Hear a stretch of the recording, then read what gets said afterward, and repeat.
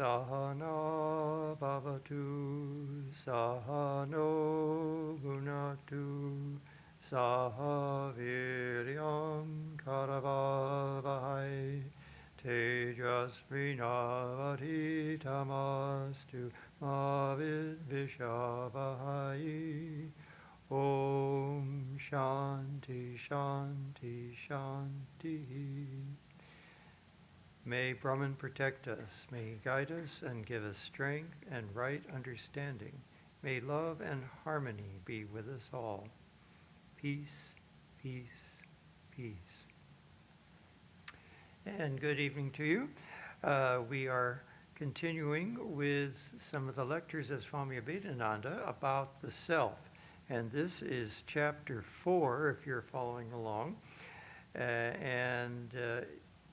I think it's in volume 4, and it's called Search After the Self. And he's going to start out with a few of the Puranic stories from the Upanishads to illustrate some of the concepts about who searches for the self and the difficulties of searching for the self, the obstacles and that type of thing. So Amma, why don't you begin and read us a paragraph or two?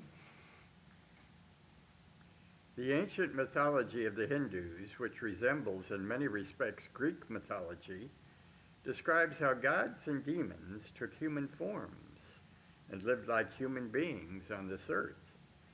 Even in the earliest Upanishads, we find accounts of such devas and asuras. Devas are gods, asuras are demons, living together and fighting. It is told that the firstborn lord of the universe, Prajapati, once said to the gods and demons, "Why are you fighting for power and supremacy? The knowledge of the self alone brings peace to the knower. The self, or Atman, is sinless, free from old age and death, sorrow and suffering, hunger and thirst. Its desires are true and never unfulfilled, and its thoughts are always true. This self must be sought after by all. Whosoever realizes the self obtains whatever he wishes.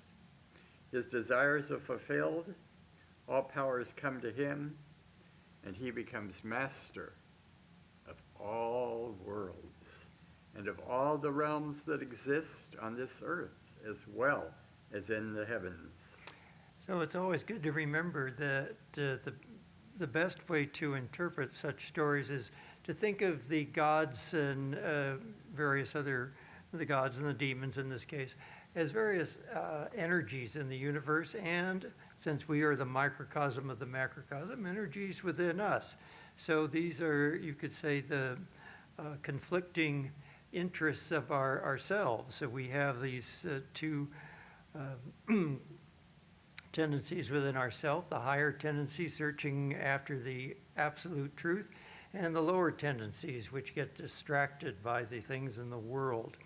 And so these things are sort of warring, and our goal here, of course, is to continually emphasize the importance of the higher aspirations so that we can reduce the influence of the lower aspirations.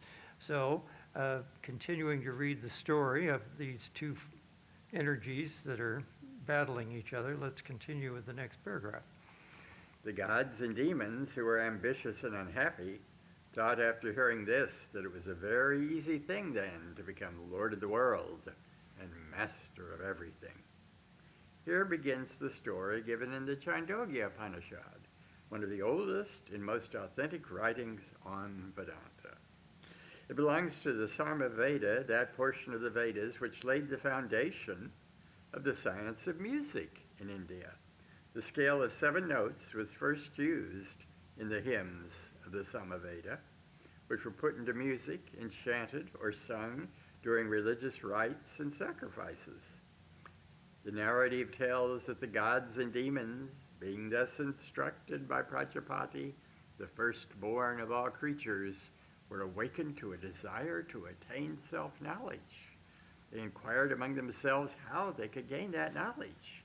What would make them the most powerful of all beings?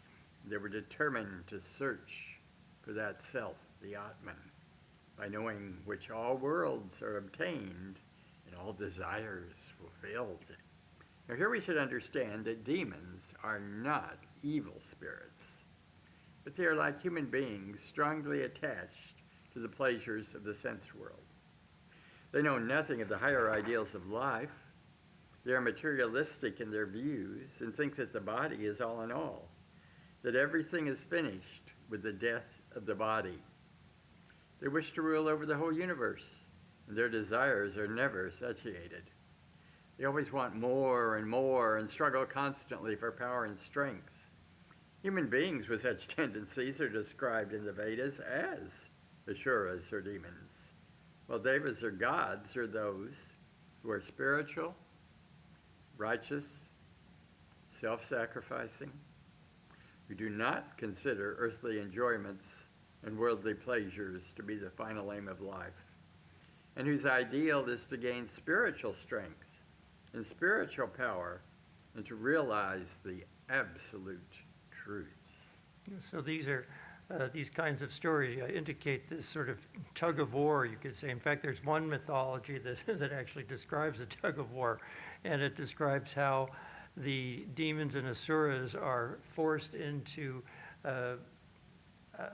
churning the ocean with sort of a tug of war. Each one has to take a side of a snake, and they're churning a mountain, and they're doing this in order to churn up the Amrita, or the elixir of everlasting life out of the oceans. And so here again we have another myth where the Devas and Asuras are in kind of a subtle competition here. They're going to see who manages to understand the instructions the best. All right, let's continue. These Devas and Asuras thought that if they could send their leaders to some seer of truth, then from him they could gather self-knowledge. So the gods and demons went to their respective leaders, Indra and Virachana, and requested them to go in search after self-knowledge. Although they had all the pleasures and comforts of life and whatever human beings could wish for, although they possessed all psychic powers, property, wealth, luxury, and could get everything they desired, still they were not satisfied. They coveted more strength, more power, and when they heard from Prajapati that there was something through which they could really become masters of the whole universe, they longed for it and were anxious to obtain it immediately. Indra and Virachana, the rulers of the Devas and Asuras, set out separately to seek for a knower of absolute truth, who had realized the self and who could impart the knowledge to others. They gave up their luxuries and pleasures, left their fine raiment and other possessions behind. With modesty and simplicity of manner, the two leaders, without communicating with each other, sought out the greatest of all the knowers of self and approached him with offerings in their hands in accordance with the custom of the country. For in India, people do not visit a temple, king, or a spiritual teacher empty-handed. So they took fuel, butter, fruit with them, and with due reverence offered these to him, regarding him as their spiritual master. Having received his permission, they became his pupils and lived a life of purity and righteousness like brahmacharins or students for 32 years, always obeying his wishes. One day this holy master asked them why they had come to him, what they wanted. And they replied, "We've heard from Prajapati, the Lord of all creatures, that self-knowledge can make one extremely happy and bring all powers and all objects of desire to the knower, that the real self is free from sin, in old age, unborn and deathless, and unaffected by hunger and thirst, that its desires are ever fulfilled and its thoughts are true and perfect. The self must be searched after and realized. We've come to thee, O Lord, to acquire self-knowledge." You know, their description here reminds me of of addictions, how they had power and wealth and all these things, and yet they wanted more and more and more. And that's kind of what happens to people that get addicted to certain substances, that somehow the substance gives them some sort of little kick of pleasure, but it seems to wear off, and then they seem to need more of it, and every time they seem to need a little more and a little more, and then that becomes kind of dull, and they need something a little more and a little more. And so it's like that. These kinds of things in the world tend to be like addictive things. We're addicted to the pleasures of the world. It doesn't have to be an addictive substance. It's just the ordinary world that we end up getting addicted to. And so we have to really struggle to realize the difficulties of this and to turn our attentions to higher things. All right, so they finally at least thought it, but you can tell that their motivation is a little bit skewed. They're looking for ultimate pleasure and freedom from all sorts of wants. And of course, you can get that from the knowledge of the self, but it's not quite in the sense that I think some of these seekers are looking for. So let's see how it goes here. The great master, wishing to examine whether the understanding of these pupils was purified or not, did not instruct them in the highest truth at the outset, but gave some suggestions by which they could search out and discover the real self that dwells within all. The best teacher is he who directs his students step by step in the path of realization, and who makes them investigate the truth by their own exertion. So the Divine Master, who was Prajapati himself in the form of a guru, said to them, "The person that is seen in the eye is the real self, Atman. He is free from sin, sorrow, suffering, and birth, immortal and fearless. By knowing him, one can obtain all worlds and all desires." Hearing this, the minds of the pupils were confused. They could not understand what the master meant by the expression, "The person that is seen in the eye is the Atman, the true self." They thought he must mean the shadow that is seen in the pupil of the eye. When we look at a person's eye, we see in it the image of a small figure, the reflection of ourselves. The master, however, did not mean that. He referred to the real agent of seeing the ruler of all the senses, who is seen through the senses by the pure-hearted yogis alone. Thus, misunderstanding the true meaning, the disciples asked, "Bhagavan, who is he that is seen in a mirror and perceived in the water? Is he the same person as the one who is seen in the eye?"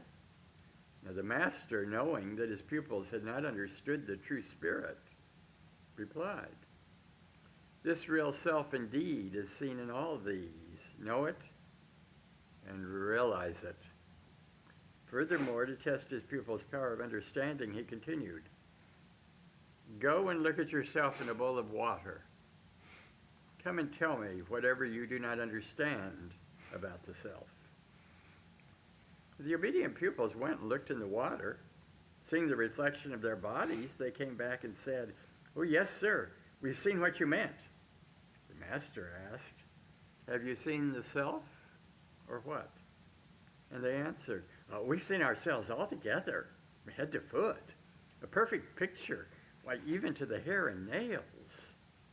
In order to bring them out of this confusion, the master said, "After having your hair and nails cut, put on your best garments, adorn yourself with ornaments, and look again in the bowl of water." So following his instructions, they cleaned themselves, wearing beautiful dresses and rich ornaments. They looked at their own reflection in the water. The spiritual master then asked, "Did you see the self?" They said, "Revered sir, we see ourselves just as we are now, clean, well-dressed, well-adorned. That is the self the mortal Atman, which is free from fear and sorrow. No one can realize it. The disciples went away satisfied in their hearts. Prajapati, seeing them at a distance, cried out, "You've departed without acquiring the knowledge of the true self. Whoever among you, whether gods or demons, will follow this doctrine will perish." But Indra and Virachana paid no heed to his words. They thought they had realized the self and went home feeling content. Yeah, of course, you know how we can put on costumes. We might put on a uniform to go to work. Perhaps your job requires you to be in a particular kind of outfit. If you work at Home Depot or Pizza Hut or something, they'll have a special T-shirt with their logo on it, and now you're identified as somebody who works there. Or you put on your smock at the hospital and you're working in the hospital.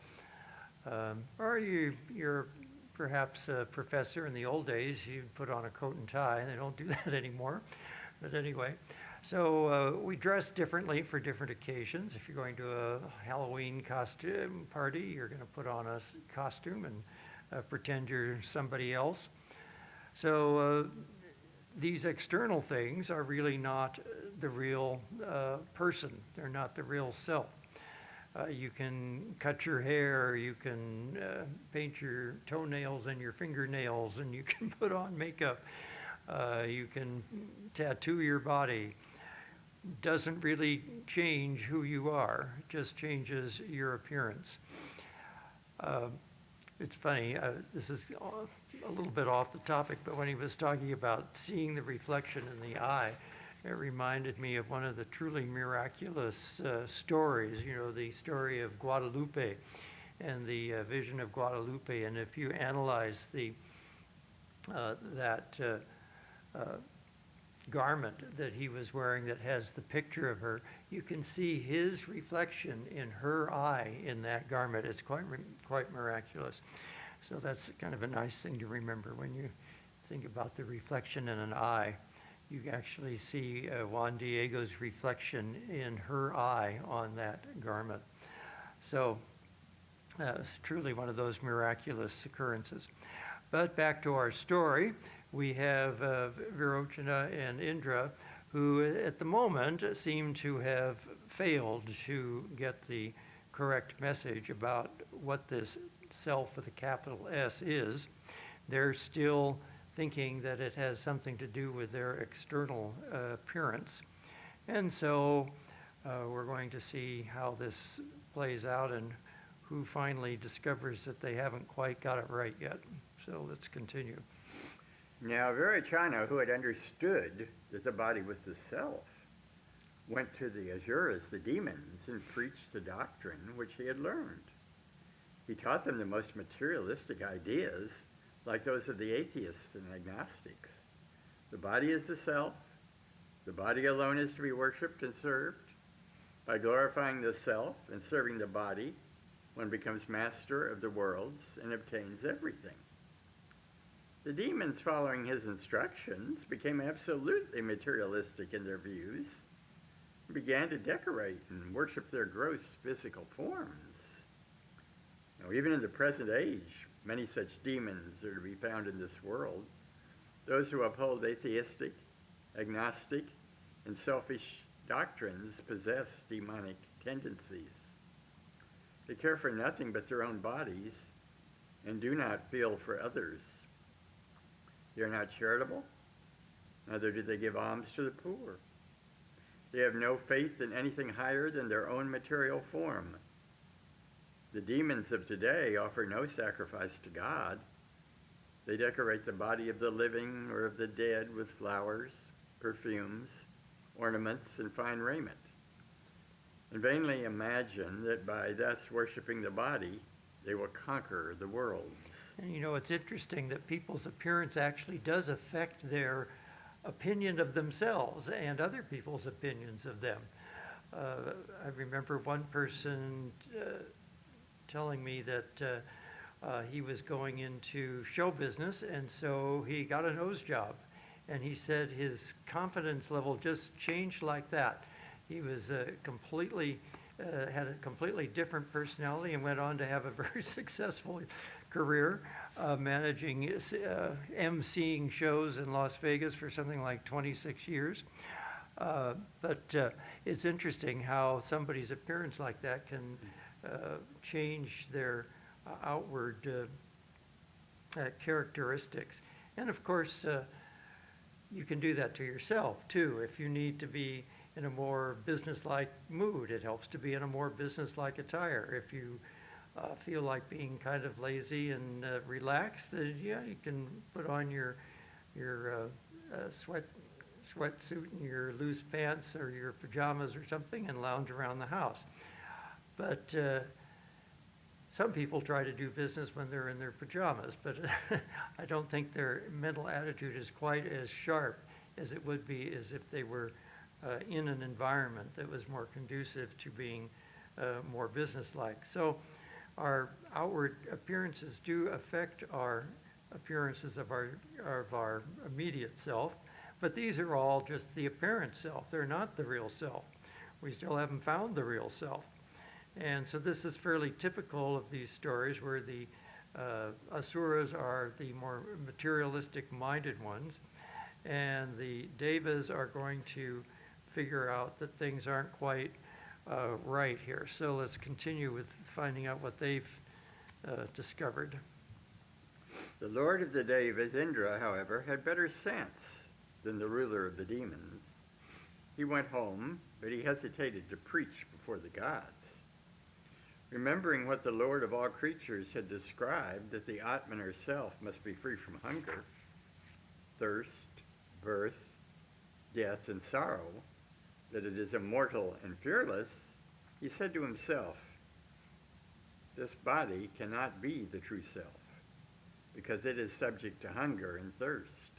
It is not free from any of these imperfections.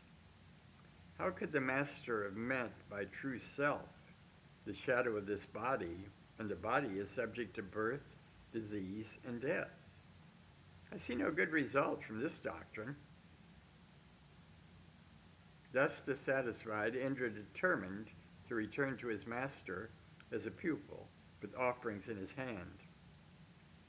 When he came again, the master said to him, you went away with Virachana, satisfied in your mind that you had learned the truth and gained the knowledge of the self. For what purpose have you returned? Bhagavan, how can the shadow of the body be the true self when it goes through constant changes? The body's well decorated with flowers and beautiful costumes. The self has a different appearance. If one loses one's eyes, the shadow, the self, will look as though blind. That self will be lame if the body's lame, crippled if the body is crippled, and will perish with the death of the body. Therefore, that changeable shadow cannot be the unchangeable self. I do not see any good result from such a doctrine. Please, explain my difficulty and make me understand the true self. O Indra, so it is indeed. I shall explain to you the true self. Live with me as my disciple for another 32 years. So you see, don't get discouraged if you haven't realized God in the last week or two. They have to do it in 32-year segments. We do a little better than that. We give you classes almost every night. So you don't have to wait 32 years for the next one. I think these are, these years that in the realm of the gods and so forth, those years are a little different from our years. These are probably symbolic of something, but anyway, this is fairly typical of the scriptures where you spend decades at these things. All right, after 32 years, we're going to finally find out part 2 of the answer here. Indra lived with his master and served him for another 32 years. One day the master, being pleased with the purity, chastity, and devotion of his pupil, instructed him, "That which enjoys all dreams during sleep is the true self. It is the immortal and fearless Brahman, the Absolute. Know it, realize it, and be conscious of it." Hearing this, Indra went home satisfied in his heart. Before speaking to the Devas, he found another difficulty. He understood the self, which enjoys dreams, is not the same as the shadow of the body. It is not affected by physical changes. It's true that the self is not blind when the body is blind, or lame when the body is lame, nor is it injured if the body be injured.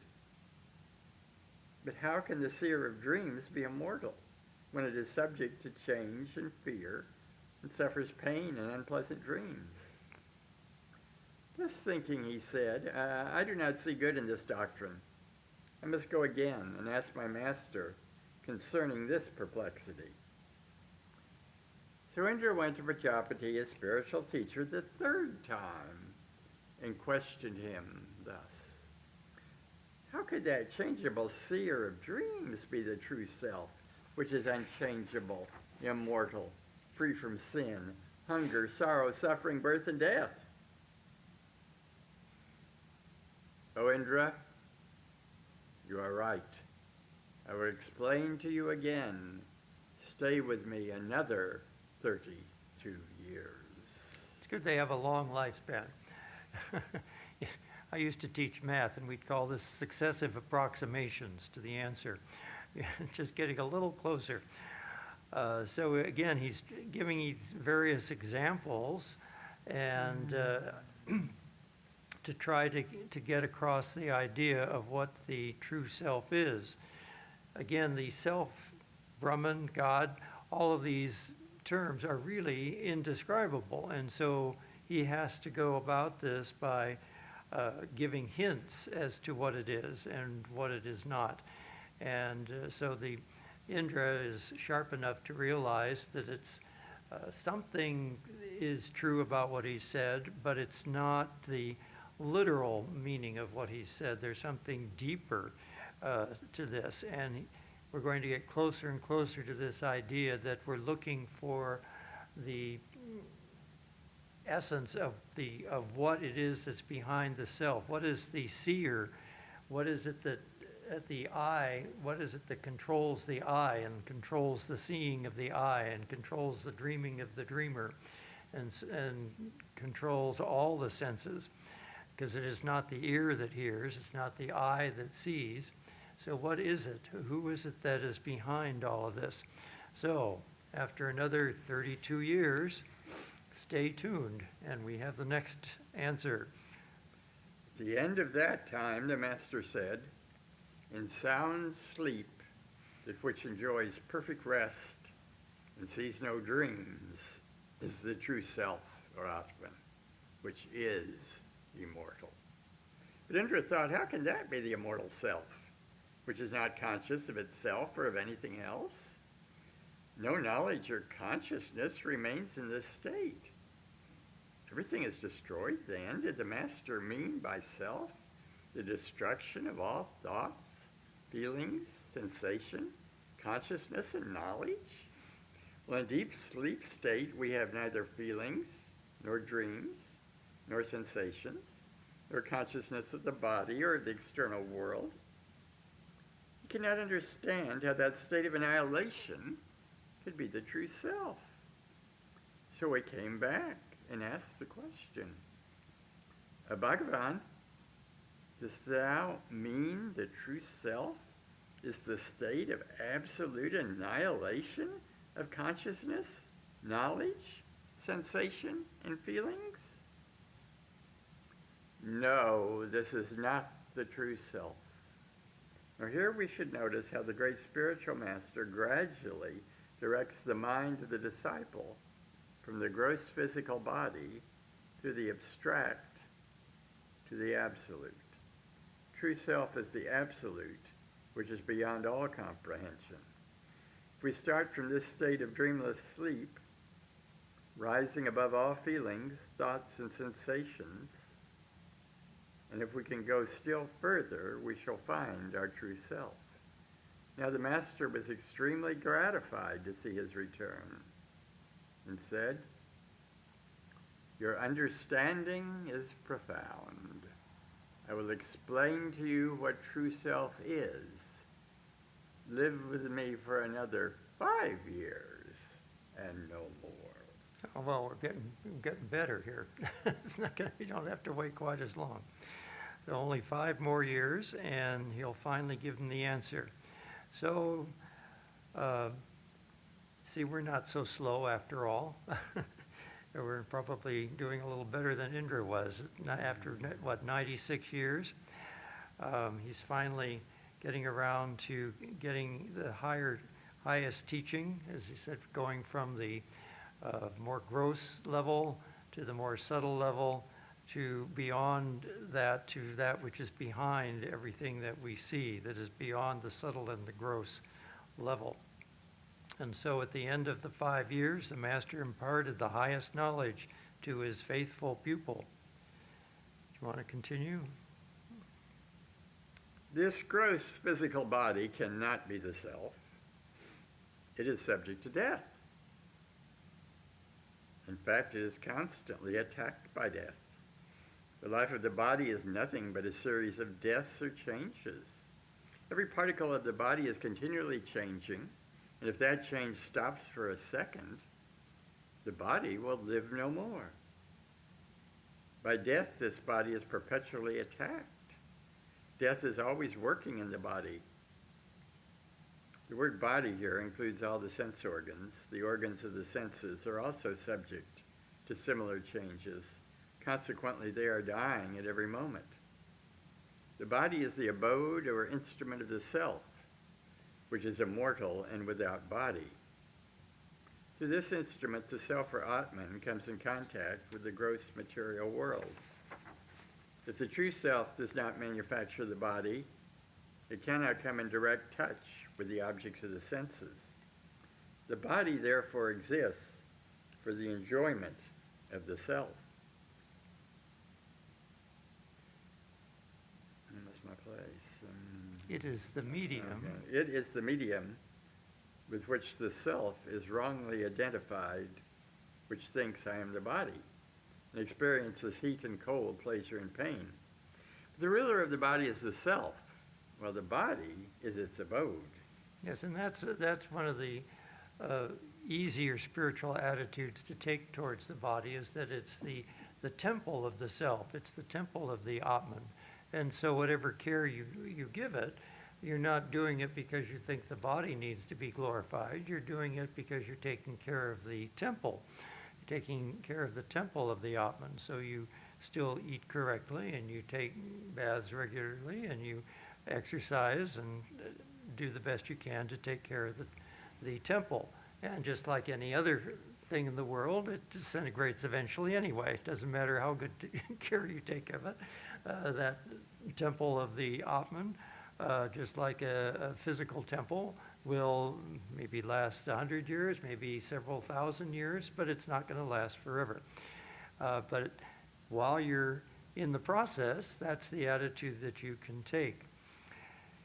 And of course, this is the idea that's prevalent in creation myths too, that the self, Brahman, the infinite consciousness, for some inscrutable reason, the only way we can really talk about it is to say that it wants to know itself or try to experience itself, and so it splits into a duality of subject and object, and the subject is experiencing the objects of the world. But in doing that, it experiences all the different pairs of opposites, pains and pleasures, wants and desires, fulfillment and enjoyment.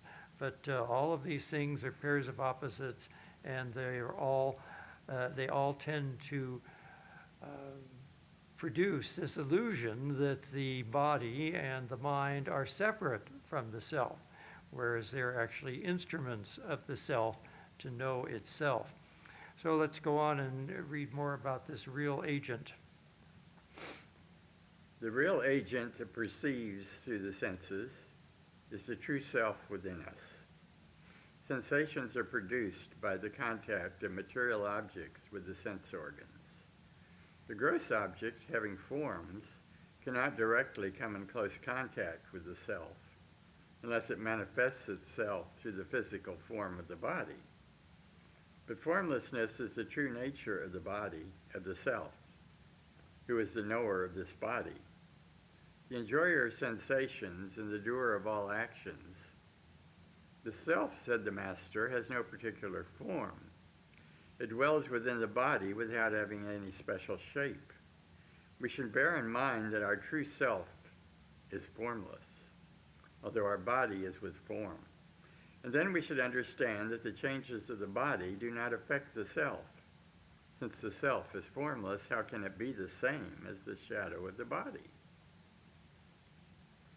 The lord of the demons, having his intellect covered with tamas, or darkness of ignorance, having all impure mind and all imperfect understanding, could not grasp the true meaning of the self. The master waited for him to ask further questions. But as he went away satisfied in his heart that he had learned everything regarding the self, Prajapati was not anxious to force upon him his knowledge of the absolute self, or Atman, which he was utterly incapable of receiving. Virachana, therefore, did not acquire the knowledge of the true self, which is formless and immortal. All the organs of the senses, all sensations, in fact, everything connected with the body is transitory. If we can realize this, we can know that the immortal self cannot be at one with the body. Yeah, and of course, as we've discussed before, the sense organs just present a particular picture of reality, which is not, it can't be reality because it depends on how your sense organs are set up. And we know that different people have different sensibilities, and that our sensibilities differ from the sensibilities of various animals. And so the worlds perceived by different people and by different animal species varies depending on the quality and the sensitivity of their sense organs. So all of this is in fact a kind of transitory, illusory kind of a world. And I often think of the search for pleasures in the world like being in a house of mirrors, and you see something that you want and you just run into a mirror and you can't quite get at it, and so but then you see it somewhere else in another reflection somewhere. So this world, this body, it was interesting you used the term shadow. The body is really more like the shadow of the self rather than the other way around. It's a reflection or a poor image of the true self. It's appearing within this realm of Maya, and it doesn't appear as it truly is because it's appearing through the sense organs and through time and space, through all these difficulties that Maya throws at us. And so he's going to go through the various sense organs here and show us how the sense organs are all dependent on some agent of perception, which is not in the sense organ itself. So let's read about the sense organs here. Oh, you started that paragraph. We can start the paragraph over again if you like. All the organs of the senses, all sensations, in fact, everything connected with the body is transitory. We can realize this. We can know that the immortal self cannot be at one with the body. This formless self dwells in the body for a time, and after leaving it, remains formless. So long as the self-Atman lives in the body and is identified with it, it is not free from pleasure and pain. But he who knows the self is separate from the physical abode is untouched by pleasure and pain. It may be asked, how can the formless Atman manifest itself through the body which has a form? Wind has no form, Steam has no particular form. Electricity is formless, but still they appear through forms. When the wind blows, although it is formless, it comes in direct contact with objects with form and shows its form and power by moving them. So awful steam is without form, but think how it manifests its gigantic force through engines and locomotives.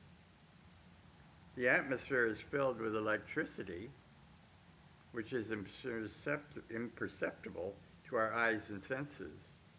Yet it takes various forms, such as lightning and thunder. We do not feel the presence of atmospheric electricity. It required a Marconi to make us realize the value and importance of this invisible current of the atmosphere. Yeah, just think how up-to-date Swami Abhedananda was.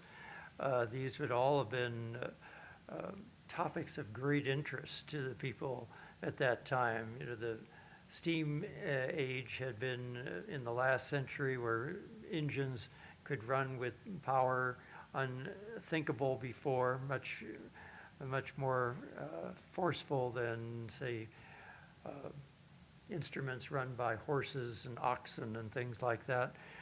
And then electricity was coming into play, and they were learning how to harness electricity and make motors and transmit messages through the air with electromagnetic radiation waves. So all of this would have been hot topics, and he's just pointing out. So we have all of these phenomena which are really formless, and yet they manifest in various ways. We can pick up a radio signal and manifest it as sound. We can convert steam into power that moves things. So he's just using things that were very current and in the minds of people at the time. So let's continue about the forces of nature here. The forces of nature are always invisible and formless. No one has ever seen or touched a force per se. Its existence can only be inferred by seeing its manifestation through forms. As all the imperceptible forces can be perceived by the senses under certain conditions, the Atman, or true self, although imperceptible by nature, manifests its power and intelligence through the form of the physical body. How can we know the power of thinking except by its manifestation as thoughts? In the same manner, the existence of the powers of seeing and feeling is inferred from their expressions. If the sight remains unmanifested in a man, we call him blind, and he is known as an idiot whose mental and intellectual powers have become latent. But when the expression of these powers begins, we see their outward effects. No one could have inferred what powers exist in the Atman if the true self had not manifested through the body the powers of seeing, smelling, tasting, touching, moving, seizing, thinking, feeling, and so forth. They proceed from the Atman, the self-intelligent center within us. In the state of ignorance, these faculties of the soul appear as produced by the body, which is mistaken for the self. But when the light of self-knowledge begins to shine, the Atman reveals itself in its true nature as separate from the body and possessing all powers and intelligence. Yes, and of course this is the problem with the materialistic view, is they want to leave the Atman out of it. They want to leave consciousness out of it.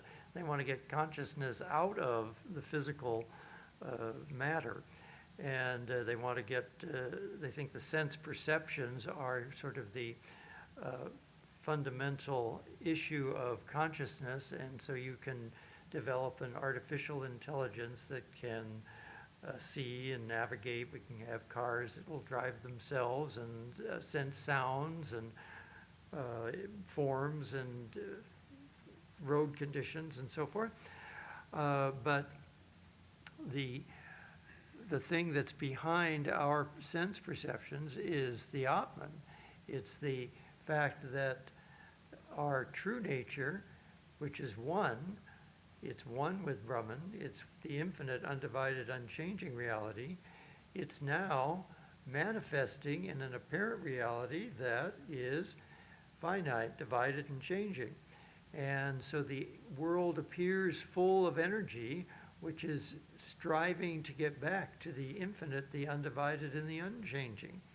And so with that striving, that conscious striving to become one again and infinite at the same time, we find that the self is the driving force behind this. Let's see, how much more do we have to do here? We're almost out of time, so let's see what we've got here. Yeah, we've got a few more pages. All right, so we'll conclude that, and we won't make you wait 32 years for the next class. We'll, just one short week, and we can find out more about how the Atman is revealing itself through all of the various sense organs. Om Purnamada Purnamidam Purnat Purnamudachyate Purnasya Purnamadaya Purnamevavashishyate. Om Shanti Shanti Shanti. Filled with Brahman are the things we see. Filled with Brahman are the things we see not. From out of Brahman floweth all that is. From Brahman all, yet is it still the same. Om, peace, peace, peace.